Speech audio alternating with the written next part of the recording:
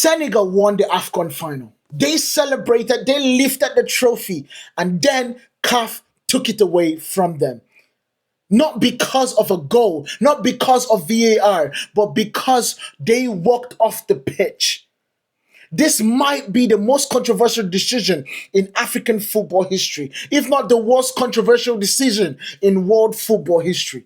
It is mind-blowing to think about. So today, the news came.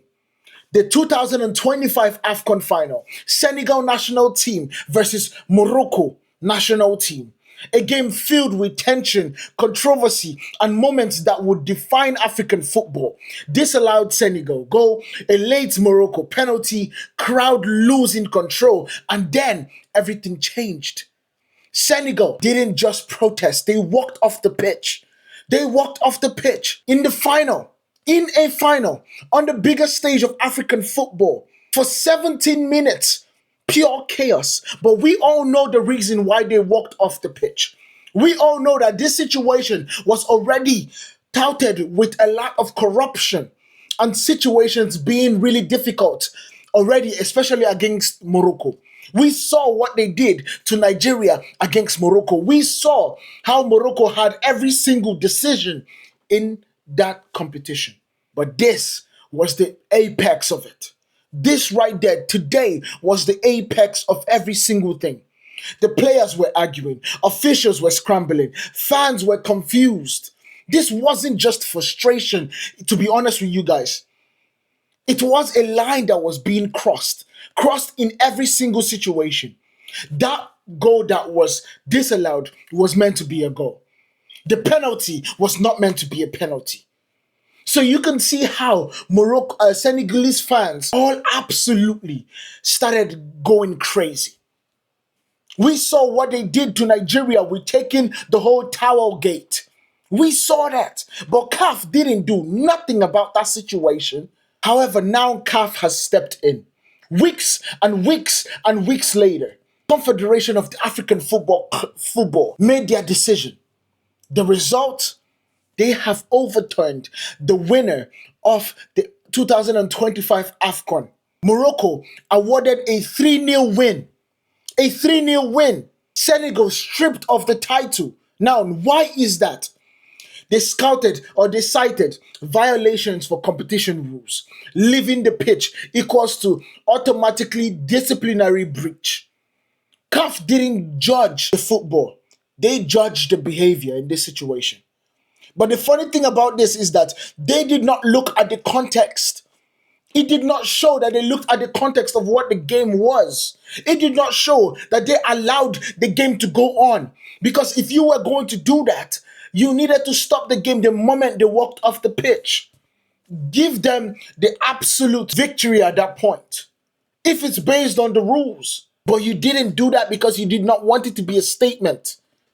Now you have taken away the trophy from Senegal. And I don't even know if they are going to be able to appeal that decision. And I don't even have an idea why in the world was Morocco even following up in this situation. This wasn't just about one game, just really so you guys understand. We have always had a bigger problem with CAF.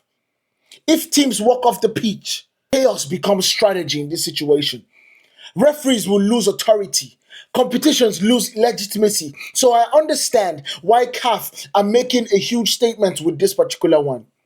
So if CAF made a statement, no matter how bad the decision is, you stay on the pitch. That is what the statement is. But we all know that when it comes to situations like this, it is part of football. It is part of football. We saw Vinicius Jr. leave the pitch with Real Madrid. They did not guarantee the other teams a 3-0 win. It is part of football right now. So how you absolutely do this, I don't understand. So what does this mean? What does this mean for Morocco? Let's start with that. Morocco now are AFCON champions, but not in the usual way. Growing football power, of course, in Morocco. The infrastructure, the investment, and the global appearance has always been on Morocco's side in this situation. For Senegal, from champions into controversy. They already punished the manager for calling his team out. They've already punished a lot of players with fines, this decision doesn't just take away a trophy, it takes away some legacies. For instance, Sadio Mane. It takes away a legacy winning situation for Sadio Mane. And now the bigger situation is African football. This is bigger than just the both teams. What they just did is that they have set a precedent. They have set a precedent for the entire African football. Pressure on refereeing is a big thing now. This is also going to get global spotlight that every single CAF official doesn't want in this situation, because it's not a spotlight for good deeds. It's a spotlight for what not to do. For what not to do. African football just entered a new era. Whether it's ready or not, we have always been fighting for us to be able to take AFCON seriously. This just took us about 20 years back. This right here took us 20 years back. The whole situation about players need to come and play for their country is not going to be there anymore.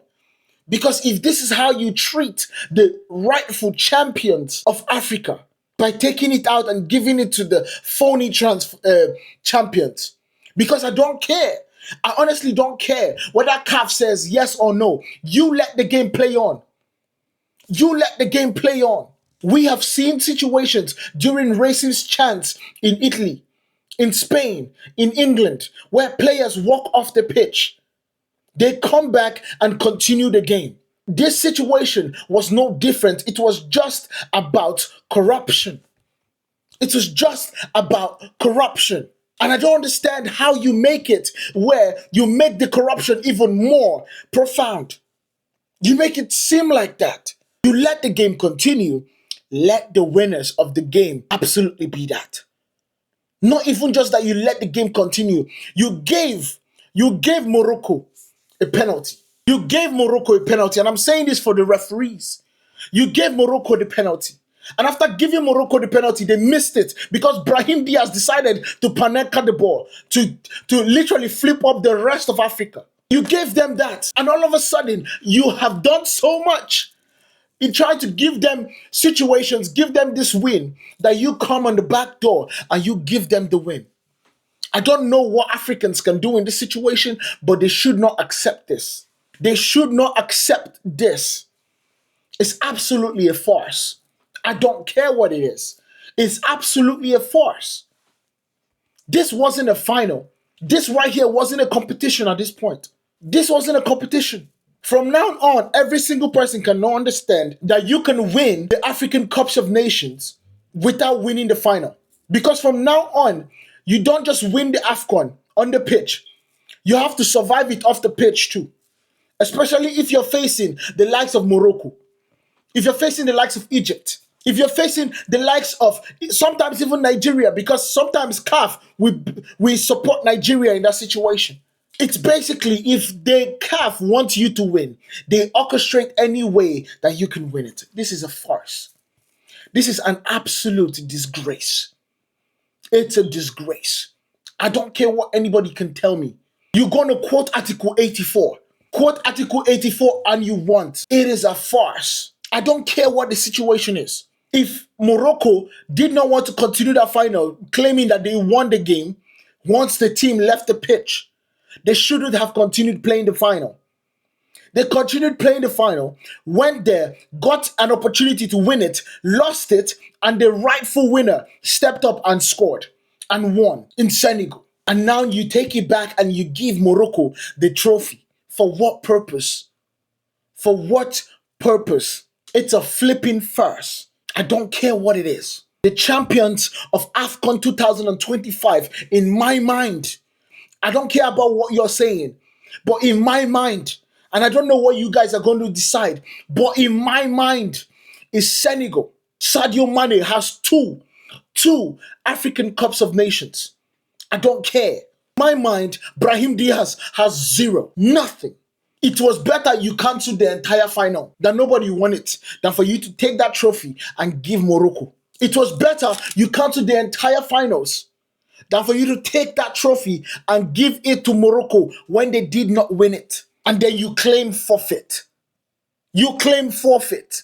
In what world is that forfeit? In what world is that forfeit? You absolutely want to diminish the well-crafted competition the AFCON is. You have not only done something stupid that I think in my mind by taking it 4 years and trying to compete with the World Cup for some reason, because even Copa America, I believe, is 2 to 3 years. Now you have absolutely tarnished the reputation that you can also win the AFCON without being on the pitch. This is ridiculous. And if I was FIFA, I'm going to step in and be like, bro, you can't do that like that. You can't do it like that. If you did not call the rules at that particular point, you do not call the rules in the back end. You telling me that if an NBA referee doesn't call the rules or doesn't call the last 2 minutes foul on LeBron James, they are now going to turn around and give the trophy to the Golden State Warriors? What? That's ridiculous. You can't tell me that that makes any sense. If you missed it, you missed it. Better luck next time. Better freaking luck next time. Anyway, let me know what you guys think about this. This absolutely has ruined my freaking day. Hit that follow button and I'll see you guys in the next one. Peace.